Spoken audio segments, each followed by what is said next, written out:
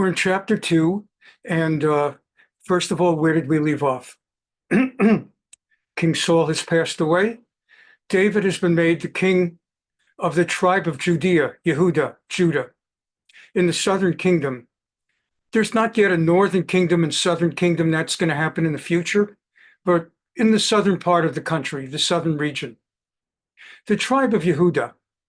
There's also Levites, Levium, who serve in the Jerusalem area. That's going to be later. They're not based there yet because the Beit HaMikdash has not yet been built. The Beit HaMikdash will be built not even in David's years, but in those of his sons Solomon, Shlomo. Consequently, right now, he is the king in Hebron. That's in the center of the Judea region, and he's got one tribe behind him. The rest of the country right now has been told that the leadership, the monarchy, continues in the house of Saul through Ish Boshet, the one surviving son of King Saul. He's got 4 sons. 3 have died in battle with the king. Only Ish Boshet is left. And Avner, the chief of staff of the military, who stood by King Saul, continues loyally to the house of Saul, insisting that Saul's son Ish Boshet remains and is the new king. He does not accept a transition to the house of David. David, meantime, is supported by Yoav ben Tzruya. Yoav is his chief of staff, his leading military fighter. So again, the names, David and Yoav, his military chief of staff, versus Ish Boshet and Avner, that military chief of staff. David is based in Hebron. He's ruling over one region. Avner has Ish Boshet running the rest of the country. And that's where we left off. And we continue from there. Okay. Let's bring some of this up on the screen. Okay, get that off. Okay. First of all, just a very quick look at the maps. Again, this is southern Israel that will eventually become Judah, Yehuda, southern kingdom. The capital, Jerusalem, is within Benjamin's territory. When the division of the country takes place, Benjamin then will be with Yehuda. So the problems between Benjamin and Yehuda that now are taking place as Benjamin tries to hold on to the monarchy of Saul, while Yehuda tries to assert the monarchy of David, eventually Benjamin and Yehuda, Benjamin and Judah will get together and will comprise their country in the south versus all the others. So first of all, we've seen that map, and refreshing our memories further on the map subject. There's Benjamin, sort of in the pink or whatever, violet, I don't know. And then the more purple below it is Judah. And everything else are the other tribes. From Dan all the way up north, Asher and Naphtali, etc. We've been through all of this. Manasseh straddles both sides of the Jordan River. We talked about how you've got the Sea of Kinneret, or the Sea of Galilee, then the Jordan River, and then the Dead Sea, the Salt Sea. And Manasseh's on both sides. Reuven and Gad also on the east. Everyone else on Judea, Samaria. Okay, and that gives us a pretty good sense of the geography here. Okay, and as we contemplate that geography, we get more of a close-up here on what's going on as far as the present division of kingdoms. This is sort of David's kingdom. And there's Hebron in the middle. And this is the rest of the kingdom. This is what Ish Boshet has. And last class, we further explored why Avner would be marching against the course of history by insisting on coronating Ish Boshet when clearly even Avner knew that the prophet Samuel, had anointed David to be a future king. And we learned last week there was a verse in Bereshit, the book of Genesis, where God had prophesied to Yaakov, our third patriarch, that kings will come from his loins. And Avner understood that prophecy to be, since all the other sons of Jacob already had been born except for Benjamin, the idea that kings will come from your loins, Avner understood that meant Yaakov yet will have a son, will in the future have a son, from whom there will be plural kings. And the only son that possibly could have been that would come, since all the others had been born, was Benjamin. And the only way you could have two kings out of Benjamin, more than one, is that besides Saul, there had to be another one. So Avner inferred that meant Ish Boshet. Though, of course, we really know that the statement, kings will come forth from your loins, could also mean that kings will come forth as a prophecy from your various sons. Regardless, that's where we left off, and that's what we've been learning. So we continue now with the text, and let's take a good look. But before we do, I want to take a moment. David is the king based in Hebron. So the question is, I don't want to take up too much of your time, but I think we need to take a few moments, and I hope you'll trust my judgment in this. Just by a show of hands, for those of you, we could see hands, how many of you actually have been in Hebron, the city of Hebron? Not too many of us. I'd like to take you on a very, very brief, it's an hour walking tour. I'm going to jump around 5-10 minutes maximum. I'd like to take you through David's capital city of Hebron. There's a very interesting, I'm going to just mute everybody. There's a very, very interesting website on the internet called The Relaxing Walker. The Relaxing Walker. If you ever have some downtime, you're not looking for a movie or a comedy or a drama, you're just looking for 10, 15-minute quiet minutes in front of the TV or your computer while you're drinking coffee or tea or Gatorade, and you're just looking for 10 quiet minutes, try to find a relaxing walker. This guy takes his camera. He does not narrate. He just walks through Israel. He picks every one of his videos as another part of Israel. And he just walks for an hour through Israel with his camera. He doesn't say a word, and you actually hear the sounds of Israel that day. People walking in the street, cars passing by, no sound at all. And it's like you're not in Israel, but it's like being a little bit like in Israel. And I wanted to get in the mood for class. I had not been to Hebron for 3 years. And I went on a relaxing walker. And I said, I've got to share a few minutes of this. This is Hebron. Hebron, unlike modern day cities, New York, I don't know, Tel Aviv, they didn't really build up Hebron. It's still 2,000 years old. It's like the time when David was king. So here we go. And we're going to get into the text, obviously, but I want to share some Hebron with you. This is the original capital of King David. He was king there for 7.5 years before, in chapter 5, verse 5, he moves on to Jerusalem. Let's find the relaxing walker here. Hebron. And again, I'm not going to show you the whole hour, but just a little bit. And as it says, no action. Okay.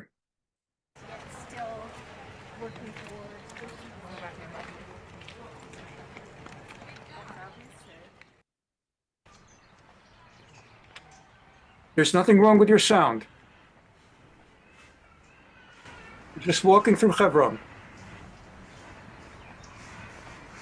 And as I said, I'm going to jump around because it would be an hour otherwise. Though it might really be worth your while sometime to take that hour.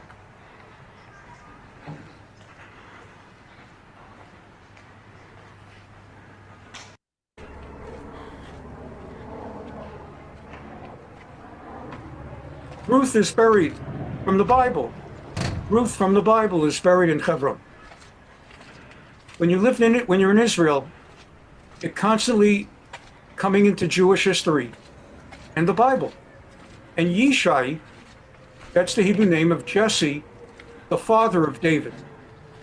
So David's father, and Ruth the Moabitess, who married Boaz, and is a progenitor of David, the woman of the book of Ruth, is walking towards the tomb. You have a sign there just before it. See if I can get it.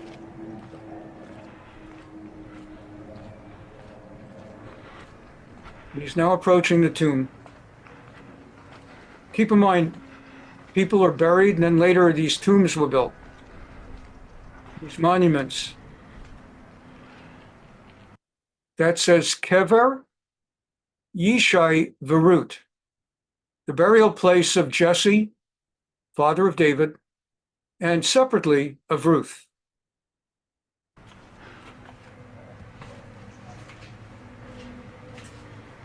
And this is the city where David was king. This is the actual location of Kever Yishai Verut.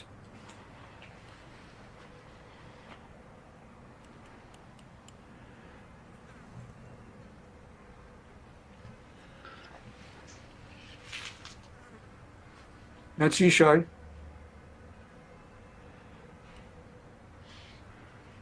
You know, there's a Jewish tradition upon visiting tombstones to leave some rocks.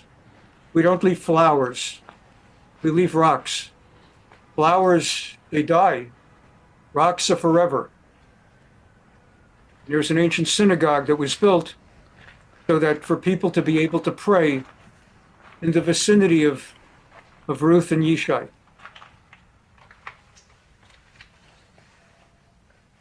And if you've ever been to these kind of shuls or synagogues that are built in the area of famous burial places like Kever Rachel, there's Rachel's tomb, there's a little place to pray also. So if you're expecting some big reform Temple Emmanuel, that's not where they find spirituality.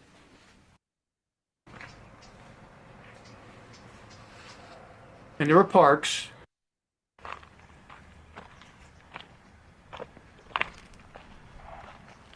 Just a little bit more.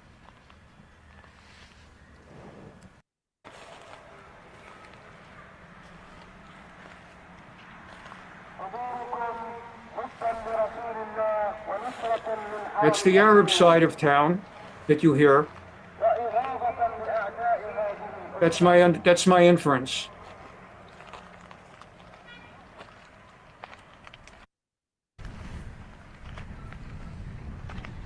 The word tel, like Tel Aviv, means hill, Hill.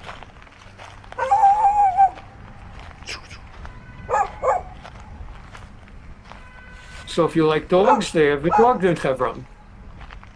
Welcome to Tel Hebron.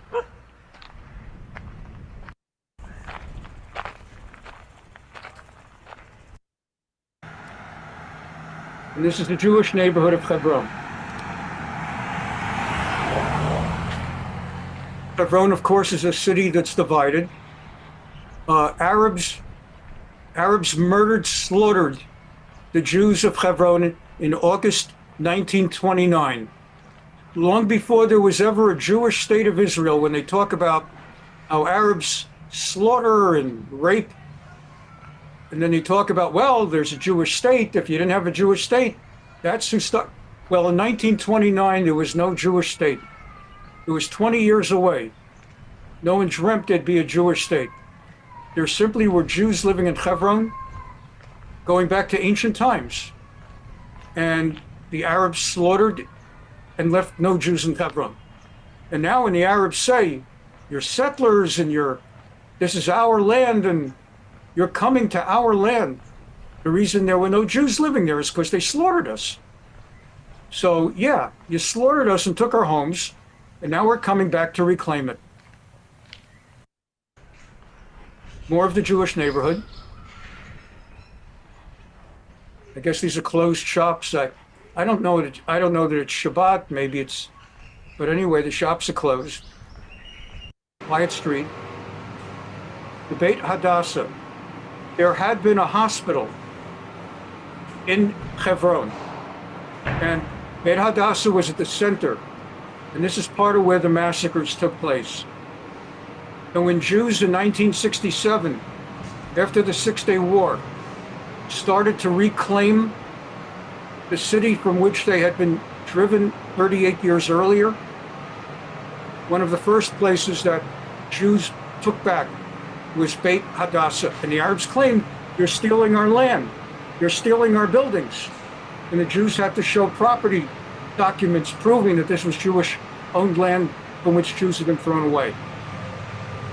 It's now a museum to the Jewish community of Hebron, including the community that was massacred in 1929.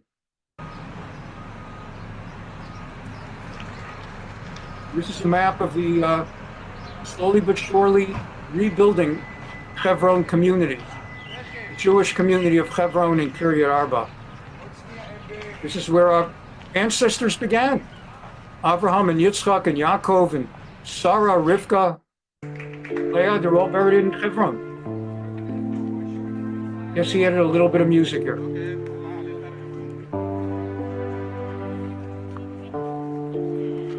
But since he's the relaxing walker, he picked relaxing music. And so it continues, almost done with our tour, the relaxing walker.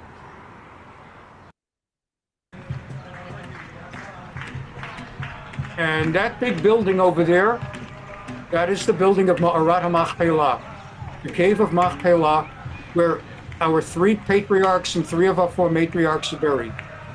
That's Abraham and his wife Sarah, Yitzchak or Isaac and his wife Rivka or Rebecca, and Yaakov, Jacob, and his wife Leah.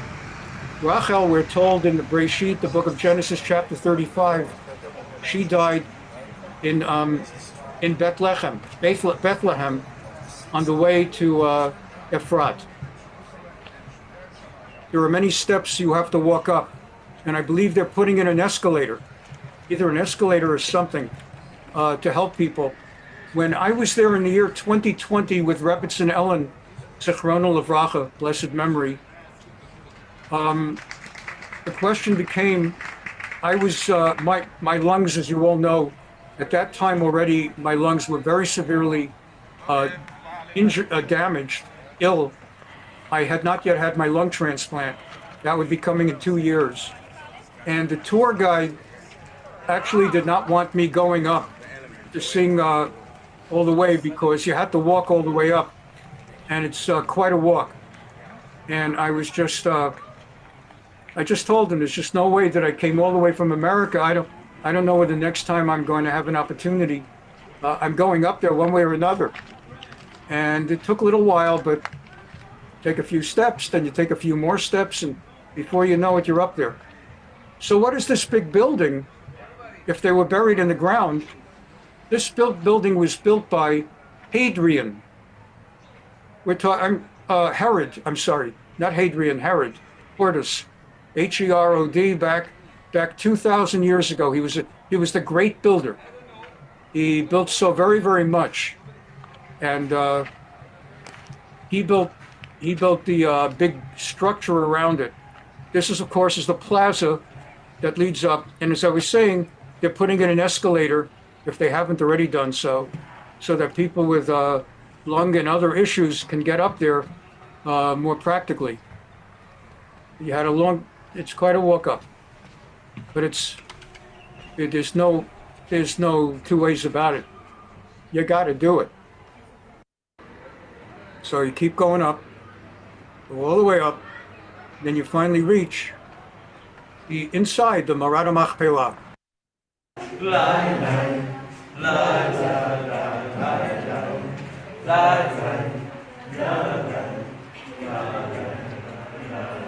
And for example, here I believe this is Abraham. Oh, this is Yaakov. So, just so you got that. Let's.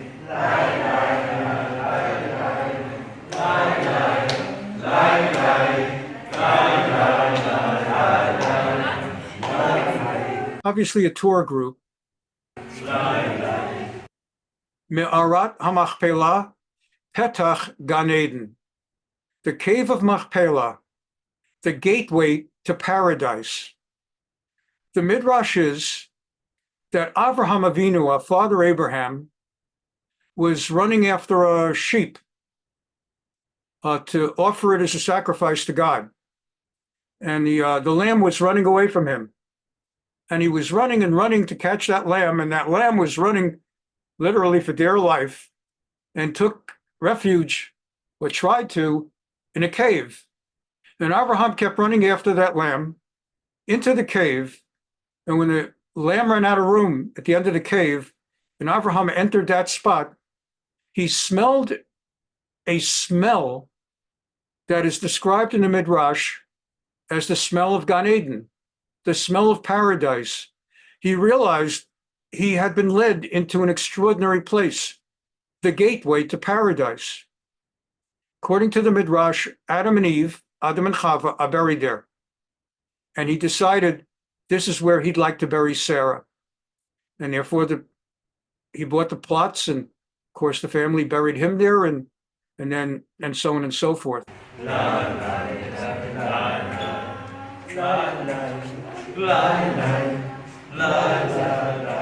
So you go in.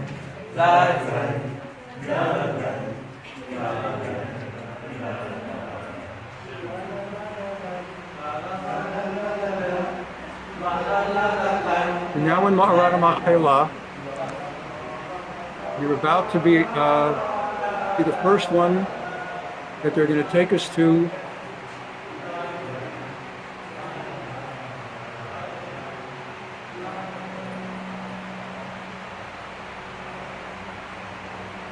And this one here, Sion Yaakov Avinu. Inside these green gates is the way that's above the burial spot of our patriarch Jacob.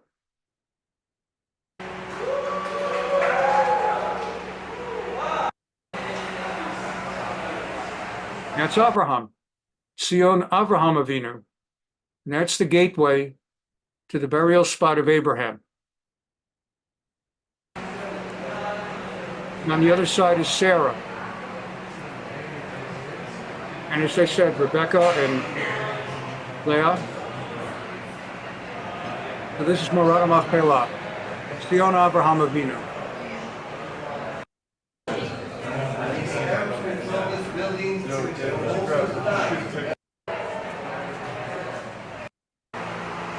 And that's about it. Let's see which one. This is Yaakov again. Okay. So I wanted to share that with you. David was the king of Israel originally in Judah, and his first capital was in the city of Hebron. So let's go forward to some text now. Here we go. V'Avner b'ner sar tzavali asher l'Shaul. And Abner was the chief of the military for Saul. Lakach et Ish Boshet ben Shaul v'Yavirehu Machanayim. And he then coronated Ish Boshet, the remaining son of Saul, to be the king, bringing him first to a place called Machanayim, and then bringing him all over to Gilad, Ashur, keep making the Gilad, Ashur, Jezreel, Ephraim, Benjamin, over all of Israel.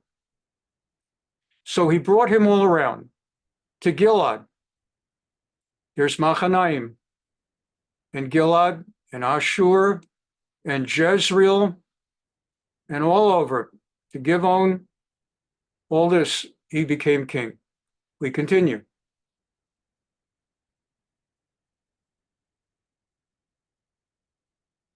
Yal Yisrael Kulo, all Israel. Ben Arbaim Shana Ish Boshet ben Shaul b'Macho Yisrael. Ish Boshet was 40 years old when he became king of Israel, and he ruled for 2 years. Shtayim Shanim Malach. Ach Bet Yehuda hayu achrei David. But the house of Yehuda, Judea, that remained following and loyal to David. Vayhi mispar hayamim asher haya David melech b'Chevron al Bet Yehuda sheva shanim v'shisha chadashim. And David was king over the Jews of Judea reigning in Hebron for 7.5 years. So we've got to figure something out here. If Ish Boshet was the king for 2 years, David was there 7.5 years. Does that mean that David, after 2 years of Ish Boshet, that David continued 5.5 more years in Hebron, but now is the king over everybody and later relocated? We'll find out as we go forward in the text. It's not extraordinary for a capital to be moved. After all, in the United States, our first capital briefly was actually in New York. And then it was moved to Philadelphia. If you've ever seen the musical 1776, sit down, John, sit down, John. For God's sakes, John, sit down. Will someone open up a window? If you remember, Philadelphia was the capital.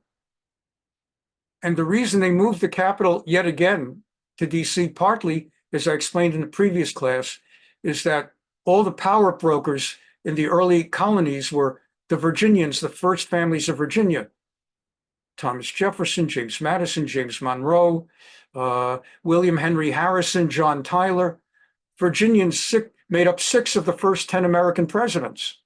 That was one reason, but they needed an excuse. They could not be that overt as to simply say, let's move the capital because it's more convenient for the 5 of us in the whole country. And what they waited for is for yellow fever to break out.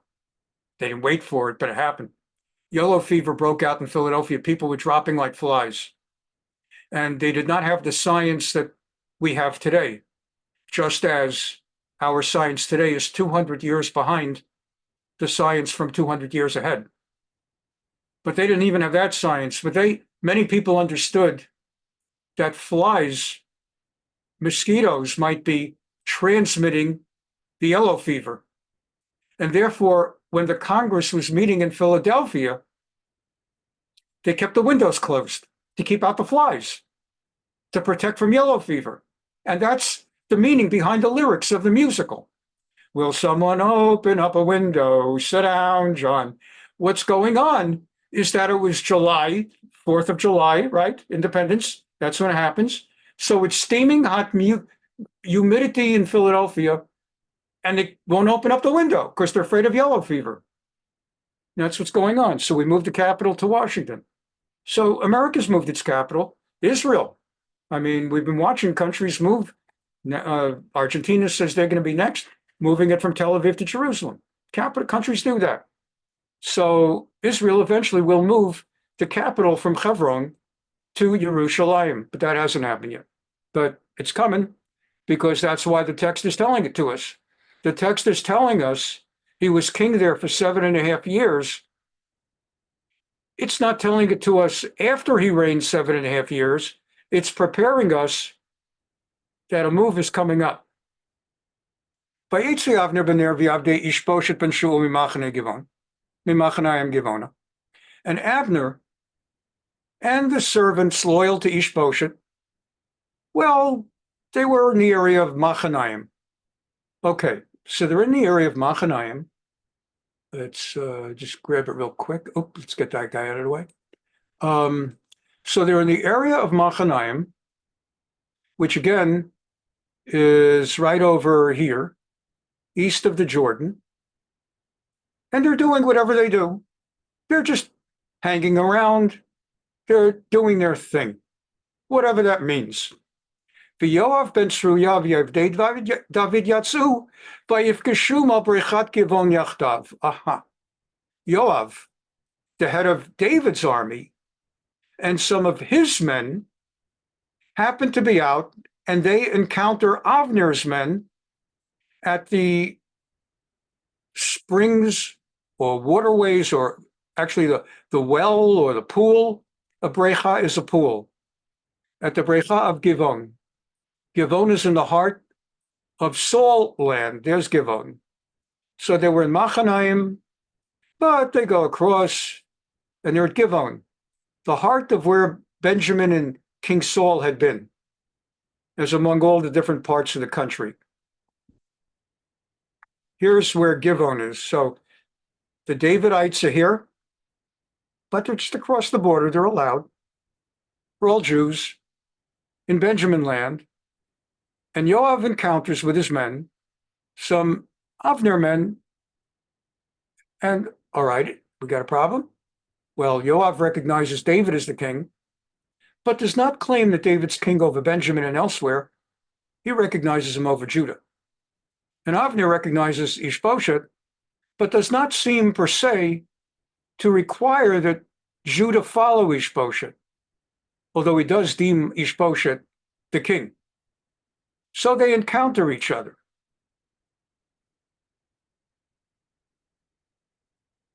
Vayeshvu ela al habrecha mizeh, ve'elo al habrecha mizeh. And the Yoav David people are on one side of the pool, and the Ish Boshet Avner people are on the other side of the pool. And boys will be boys. They didn't yet have those Gillette Super Bowl commercials. And they decided to have a play fight. A play fight? Vayomer Avner el Yoav. Abner, the chief of staff for Ish Boshet, calls across the pool to Yoav on the other side. Why don't our young men have a play with each other? Why don't they go and play with each other? Yakumu Nahana Arim, a Na'ar we learned in the context of that Amalekite young man who came to tell David Saul was dead and that he, the Amalekite, had delivered the final blow. We learned that a few weeks ago. A Na'ar is someone between age 15 and 30, give or take. Figure here we're talking about men in their 20s, soldiers, not 15 years old, but not older guys. So I've got some of my young men with me, and why don't they go and have a play fight? V'yasachakula, sachek is to play. When you're in yeshiva katana, when you're in elementary school, recess time is the time l'sachek, to play. Let them play with each other. V'sachakula fanenu, let them play in front of us. You, Yoav, you sit where you are. I'll sit where I am. And why don't we have our fellas play with each other? It being understood, we're talking about a play fight. Vayomer Yoav Yakumu. Yoav says, okay, let him do it. And it's not clear whether Yoav is in an equally playful move, if this even is intended by Avner to be playful, whether Yoav doesn't really want to do this but doesn't want to back down. None of this is clear. Only how people get themselves into a mess that they shouldn't be getting into and sometimes don't think about where they're leading. And aside, I'm a rabbi, but as my life unfolded, for a period of time, I also was a litigator, a lawyer involved in lawsuits. And in the greater Orthodox Jewish community of Southern California, I gained a small reputation, very small, but a reputation. If you need a rabbi for pro bono or something, as a lawyer on a Jewish issue, he's the guy to go to. Because he's like a real rabbi. I practiced 10 years. Everybody in the valley knew me. And he's like a real lawyer. I have a whole very nice resume. So there are rabbis who are lawyers, but they're not very good rabbis, or they're not very good lawyers.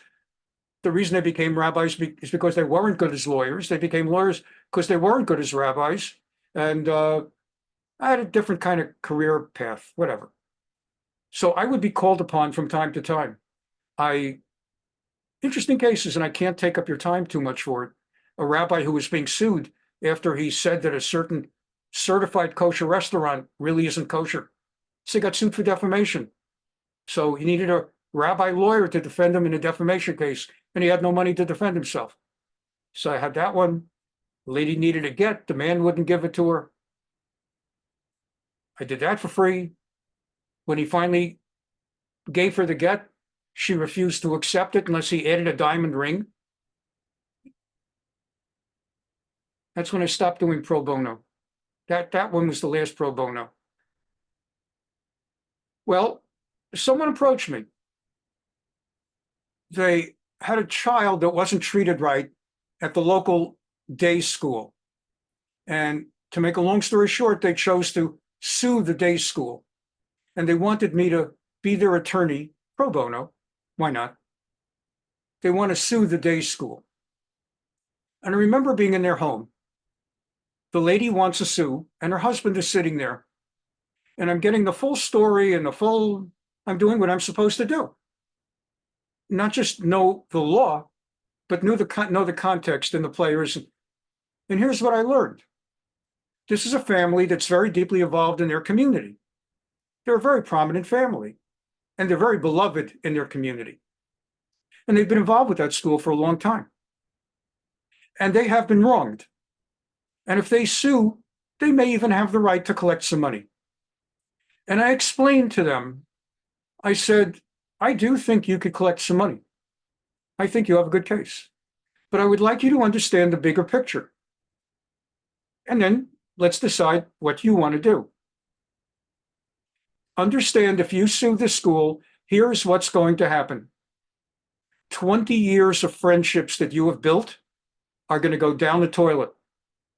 One by one, you're going to have the very rude awakening that all your best friends, they're not friends. They're acquaintances who happen to be in the same neighborhood. And since you're richer than other people here, and you frankly don't need the money, people like to hang around richer people. They hope it'll rub off on them. Understand that once you sue that school, the school where their kids attend, they're going to defend the school. There might be one or two that stand up for you. Then the school's going to start meeting with them one at a time, principals, and they may even get certain tuition discounts as signs of our loyalty to you, and you're loyal to us. And if this goes to court and you have to testify, and you're going to find out all the people that you're your friends, and you get invited every day to another wedding and another bris and another bar mitzvah, the invitations are going to start drying up like the Chevy to the levee where the levee was dry. And they won't even be serving you whiskey and rye. You will have nothing. You will be ostracized in your own community of 20 years. You wait and see. And they're saying, no, that's not going to happen. You don't know our friendships. You don't know. I said, look, I'm here. You decide. I'm just asking you to decide 24 hours. And the husband made a comment, and that comment sealed the deal. Because when the wife heard that comment, she understood I was right. The husband said, no, let's sue them. Let's play with them. Let's play with them. I remember, here it is 10 years later. I'll never forget that stupid comment. Let's play with them.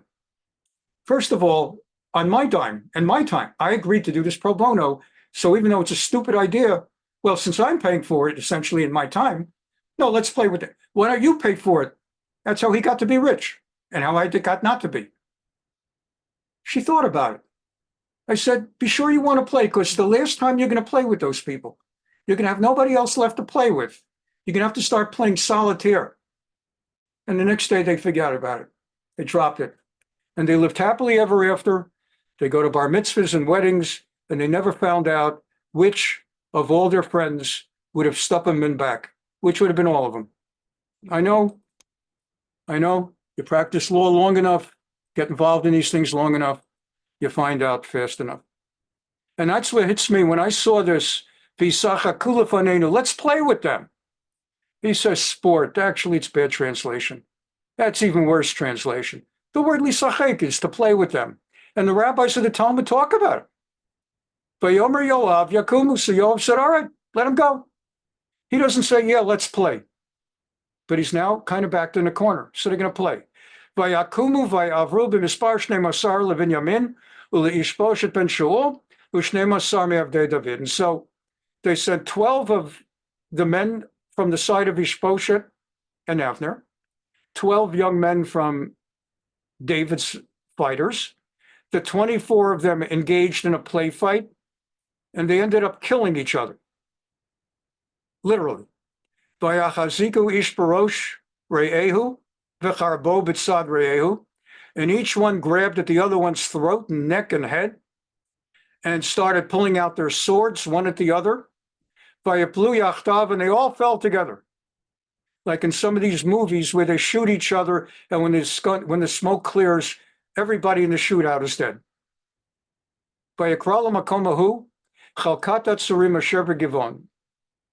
And so this takes place in Givon, just on the other side of the border of Judah, just inside the border of Benjamin.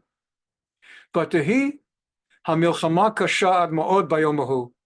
the war, it turned into a war from a game, milchama, a war, kasha, a bitter war, which started as play fighting, turned into a bitter war for the rest of that day with people truly determined to kill each other.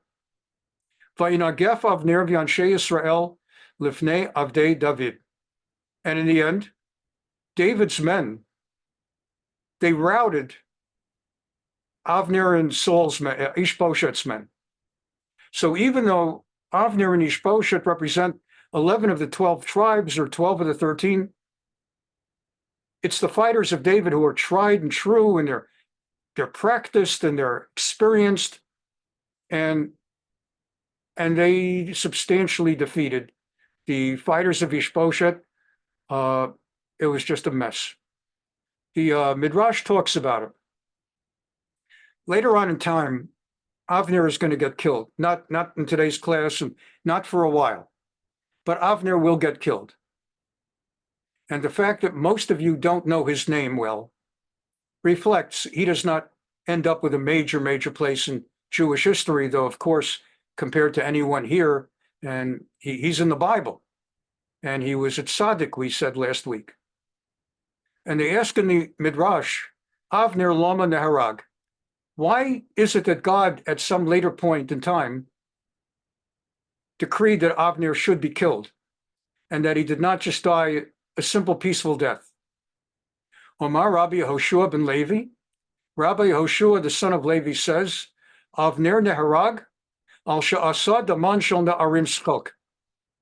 One of the reasons, the only one we're going to cover now, one of the reasons that God ordained that Avner be killed in the course of life rather than die a peaceful death of old age, is that he made Jewish blood, the blood of young men, cheap, like a game. Al she'asa daman, from the word dam, shalahen, shel na'arim, sechok. Hadahu dichtiv, as it is written in the Bible, what we just learned a second ago. Vayomer Avner el Yoav, Avner said to Yoav, Yakumu naha na'arim v'sachaku lefanenu. Come, let the young men come, and let them play in front of us. And so this is what happened. You don't play fight. Remember, there's a halakha. You learn this in yeshiva as a boy. There's a halakha in the Torah. You're not allowed to draw blood from your parents. You're not allowed to cause your parents a wound of blood. Not even supposed to slap a parent, God forbid. But it's the death penalty in the Torah. We learned on Thursday night in the Rambam class, death penalty is not always literally, but on the first instance, it appears there's a death penalty for hitting your father or mother to the degree that you draw blood. Based on that halakha, a Jewish surgeon is not allowed to conduct surgery on his mother or her mother or father unless there's no other way to save the parent. If there's no other way, you're not supposed to eat on Yom Kippur, but to save a life, you eat on Yom Kippur, right? You're not supposed to break Shabbat and drive, but if the wife is in labor on Shabbat, then you drive her to the hospital to save a life. So you're not allowed to do surgery on your father or mother because you're not allowed to draw blood, not allowed to cause your father or mother to bleed, even if it's lovingly. But if it's the only way to save a life and there's no one else, but if you can get a qualified doctor. So I remember learning in yeshiva, Rabbi Dardik Zichrono Livracha, talking about how sometimes you see among people, like a father says to his 14-year-old boy, come on, put up your dukes. I want to teach you how to fight. He said, it's a violation of Torah law. You can't do that. He says, if God forbid any of your fathers ever invite you to fight with them, you find a polite way to say no. And when you become fathers, we're an all boys class, and there are only two genders. When you become fathers, don't you ever invite a child to have a play fight with you, even if it's loving, even if you want to teach your son to defend himself and not be a wuss. What if he, God forbid, hits you in the nose in just such a spot, doesn't even hurt, but you start bleeding from your nose? You, the father, have induced your son to violate a Torah law that's capital punishment. You want your son to get practice fighting, send him to a karate class, a judo class, a boxing class, but don't you be the one to fight with your own son. Beat up someone else's son. And I remember that. And I never invited my son to hit me. Only to play ball. And of course, we throw the ball to each other, and sometimes you'd miss and you get hit in the head with the ball, but it wasn't the same thing. It's important halakha. So they teach us that Avner died because he made a joke out of fighting. You don't know where play fighting is going to lead. Vahiyu sham shlosha b'nei Tzruya, and it got worse. Now, we said his name is Yoav ben Tzruya, the chief of staff of David's armies, is Yoav, the son of Tzruya. By the way, the name Yoav, the current Israeli defense minister, his name is Yoav Gallant. Yoav, if you wonder, where did I see that name somewhere? Yoav. That's the defense minister of Israel, Yoav Gallant. So Yoav ben Tzruya, Yoav, the son of Tzruya, had two brothers. Two brothers. There was Yoav, and there was Avishai. That's a common name. You see it all the time. But Asahel, you don't see that name much, if at all. So there were three brothers, the sons of Tzruya, Yoav, Avishai, and Asahel.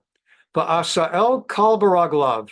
Asahel was a sprinter, the fastest runner you could imagine. Could have been a marathon runner. Ke'achad hatzvaim asher basadeh, he ran like a gazelle in the open field. He could outrun anybody. Asahel. So here you have the David fighters having defeated first of all, the first 24 people in the fight, 12 of David, 12 of the house of Saul, they're all dead. The remaining fighters from David, in continuing the fight that got more and more intense and severe as the day wore on, defeat the fighters of the house of Saul, and they've won. And the rest of the house of Saul retreats back to their base. And as they're retreating, Asahel decides to pursue Avner, the chief of staff, the general of the house of Saul, who had started all of this. Instead of allowing Avner to just go back, retreat in safety, he becomes determined to kill him. But Asahel kal baraglav, and we just said Asahel was swift like a gazelle in the open field. Vayirdof Asahel acharei Avner, so Asahel pursued Avner. V'lo natal halechet al yamin v'al hasmol me'acharei Avner. And there are different ways to interpret this, but I'll go with what they gave you, which is basically he runs a straight beeline, not left, not right, the shortest possible distance between 2 points, fast as he can go, and he catches up to him. But Yifen Avner acharav, and Avner, as his men and he are retreating, hears the loud rustle bustle of the leaves of whatever's on the ground, wood, who knows what. But he looks around and he sees, oh my gosh, Asahel, the son of Tzruya, the brother of Yoav, is running after him, and he's got anger on his face. This doesn't look good. Vayomer, ha'ataz Asahel? And Avner says, are you Asahel? Vayomer anochi. So sure am. Oh boy. Vayomer lo Avner. Avner says, look, this has turned into a complete mess. And the last thing I need now is to kill Yoav's brother. Avner is not afraid of Asahel. Asahel might run faster. Avner is the chief of staff of the army. He knows how to fight. And not like today where some chiefs of staff sit in a pentagon and they give orders to someone else to press a button. Avner knows how to handle a sword. Vayomer Avner, Avner says, oh, come on, Nitei lecha al yamincha o al smolecha ve'echazos lecha echad me hana'arim ve'kach lecha et chalitzato. Look, do me a favor. Why don't you stop coming at me? Turn left or right, grab some guy's shirt, go back and tell your people you beat us up, and kind of go away. Below of Asahel asur me'acharav, but Asahel absolutely would not be deterred. He's going for Avner. By Yosef od Avner limor. Avner tried again. El Asahel sur lecha me'acharai. Again he said, please, turn away from me. Lama akeka artsa. Why do I have to smite you dead to the ground? How am I going to look at your brother, Yoav? We are at odds. I'm heading the house of Saul's armies. He heads the house of David's army. But we are one people. We are brothers. There once was a time that David and Saul really were close. We really don't have to be at war with each other. If I kill you, which is what's going to happen if you attack me and don't let up, then I'm going to have a problem with your brother, and it's never going to be right. Vayama en lasur. And Asahel absolutely refused to turn away. He had no choice. So Avner tried to avoid killing him, to fight him off by taking his sword, and instead of striking him with a blade, he kind of held the sword the other way to try to slam him with the handle of the sword. If you can picture it, right? Instead of thrusting the sword, he tried to hammer him with the sword, give him a good zetz, because he was bigger, he was stronger. And not surprisingly, a guy who runs that fast might be really physically in good condition and have all his muscles, but he's not going to be as strong as a big strong guy. And so Avner tried to avoid killing Asahel, driving him back by giving him a blow with the handle, the hard wood handle of the sword, but he hit him near the heart, not aiming, just trying to drive him off, and the power of the blow killed Asahel. How is that possible? I got to tell you, I'm thinking right now, for those of you, I don't really follow NFL football. I stopped following it a few years ago after Colin Kaepernick got involved. As soon as Colin Kaepernick showed up with the bending down at the Star Spangled Banner, that was the end of my love affair with the NFL. But I try to keep tabs to see how many games the Jets lose every year. So while I was reading, I read the news, and I'm sure many of you who don't even follow football may have read this a year or so ago, about a player with the Buffalo Bills, a football player, and there was a tackle, just a regular tackle. Happens a million times every game, a billion times every Sunday when you consider all the games, a trillion times all season, a gazillion times throughout NFL history. And this one tackle came this close to leaving the guy dead. The guy was tackled, and it looked like he had the wind knocked out of him, but he wouldn't move. He didn't get up. And everybody was just waiting for him to get up. No, happens all the time. And they put so much stuff on you. They wear so much protection. He didn't move. And people got concerned. You can find it on YouTube. That 3 or 4 minutes, and the ambulance comes, and they took him. They thought he's dead. He's going to be dead. And miraculously was alive. And of course, what do you do after you recover? You play again. Well, what ended up happening with Asahel is he got such a blow, only he didn't come out of it alive. And it wasn't on purpose any more than that tackle. That tackle was meant to knock that guy down. It wasn't meant to kill him. And so suddenly you've got a real problem now that will have extraordinary reverberations and repercussions. And that's one of the reasons that God took Avner's life earlier than otherwise might have been. And so Avner struck him in the belly with a backward thrust. In other words, thrusting not forward with the sword, but back with the handle, with the spear.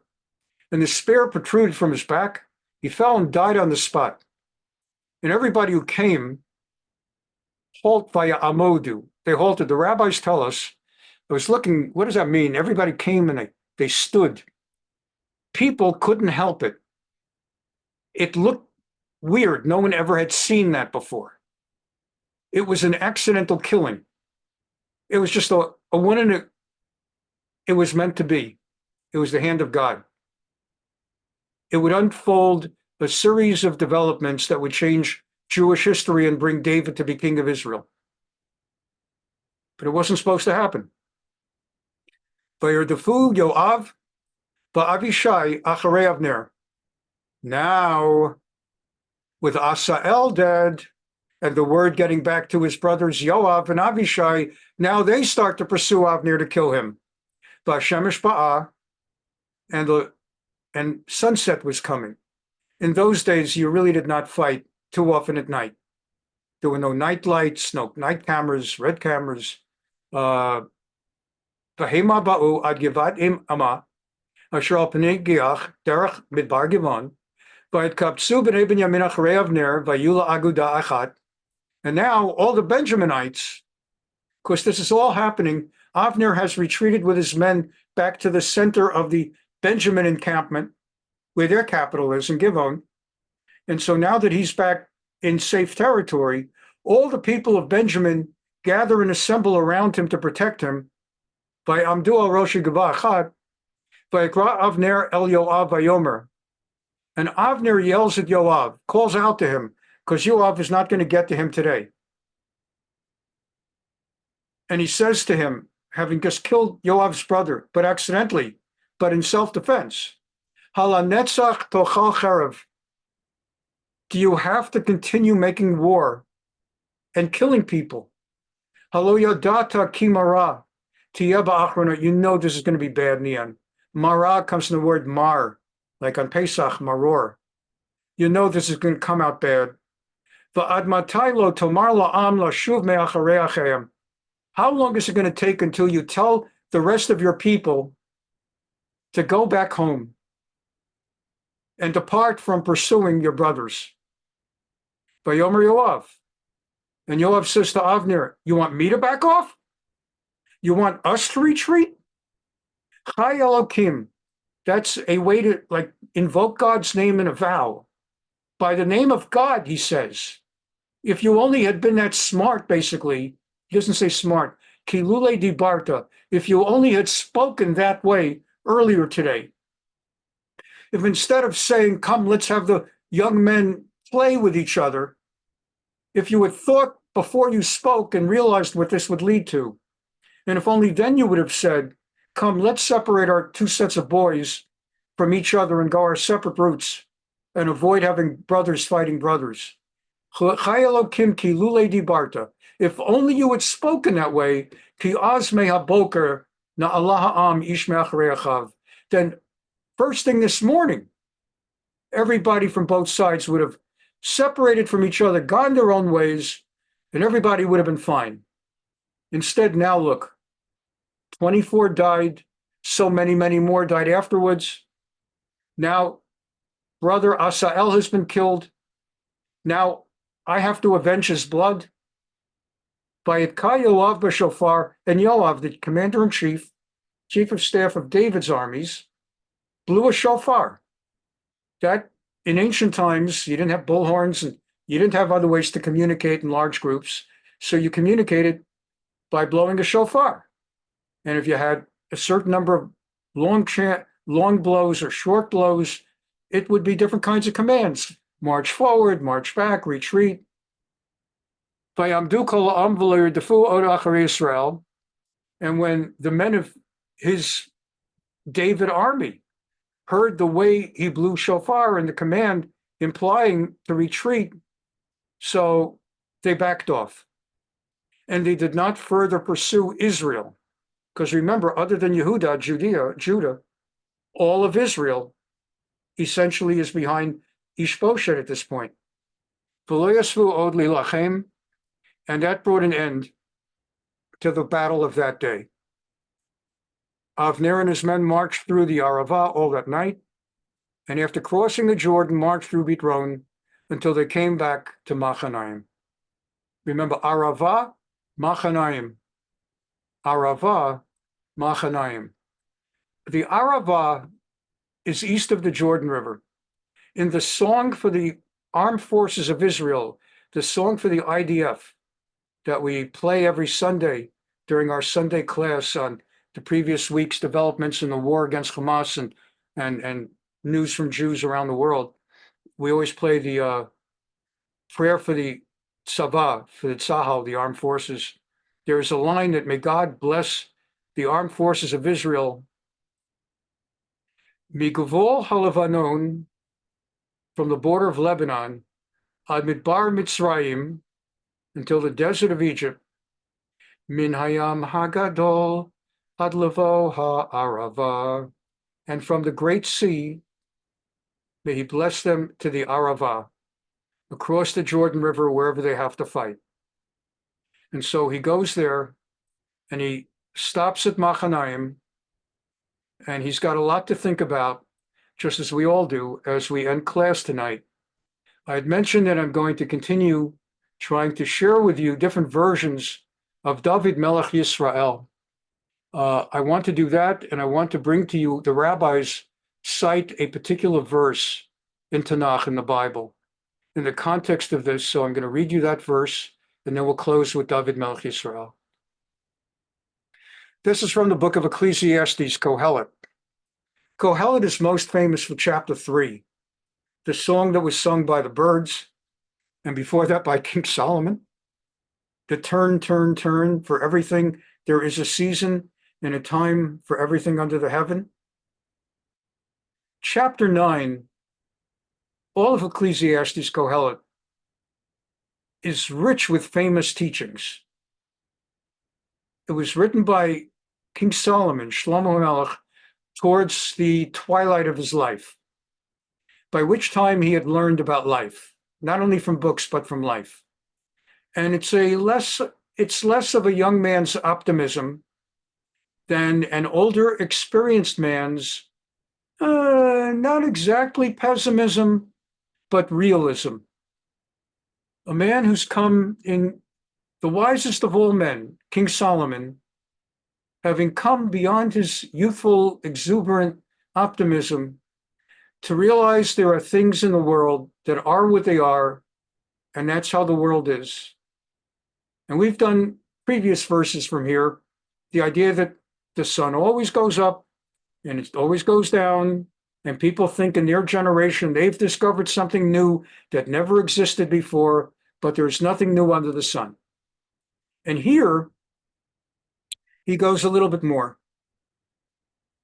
Whatever it is in your power to do with all your might. Those are words to live by. Kol asher timtza yadcha la'asot bekochacha aseh. If you're a doctor, be the best doctor you can be. If you're an attorney, be the best lawyer you can be. If you're a secretary, be the best you can be. For there is no action, no reasoning, no learning, no wisdom at the end of life, Sheol, in the grave, where you are going. So whatever you undertake in life to do the best you can, because later you won't have a chance forever to do it better. So while you can, do the best you can.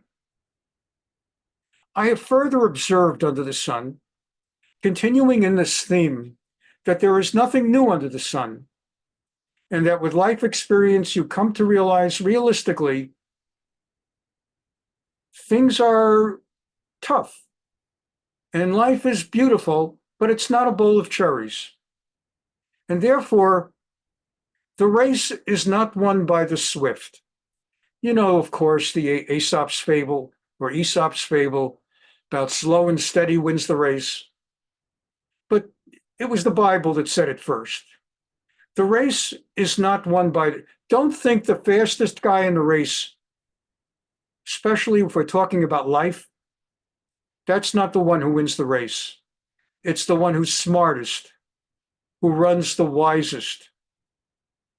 The other one will burn out. Nor the battle by the valiant and the strong. Don't think that the strongest guy in battle wins. Nor is bread won by the wise. Don't think the smartest person gets richest or that the intelligent gets rich, nor favor by the learned. For the time of mischance comes to all, because everybody encounters his or her day. So be humble. When you undertake, on the one hand, what we just said, do the best you can, but on the other hand, do it with humility. Understand your limitations. The rabbis look at one sentence in that, Kilo la kalim hamerots. The race is not won by the swift. And they apply it literally to our verse today regarding the effort by Asahel to catch and to kill Avner. Because as fast as Asahel was, okay, he could run like a gazelle. But the race is not won by the swift. He was swift afoot. Kal baraglav ke'achar tzva'im asher basadeh. He was kal baraglav. He was light afoot. He was fast as can be. But that race is simply not won by the kal haraglayim. Ki lo la kalim hamerots. The race is not won by the swift afoot. We conclude for today. Let's just find this. Here we go.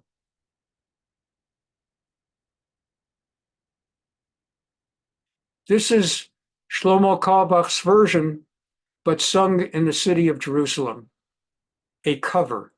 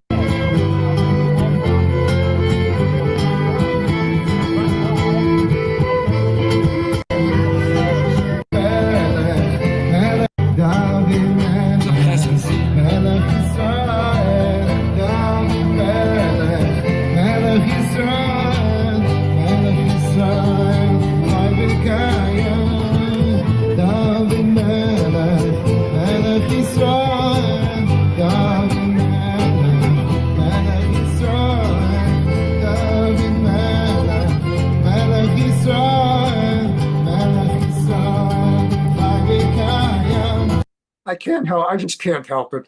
I'm watching this guy is singing in a dry, hot day, and the other guy with the violin is the one that's drinking the water.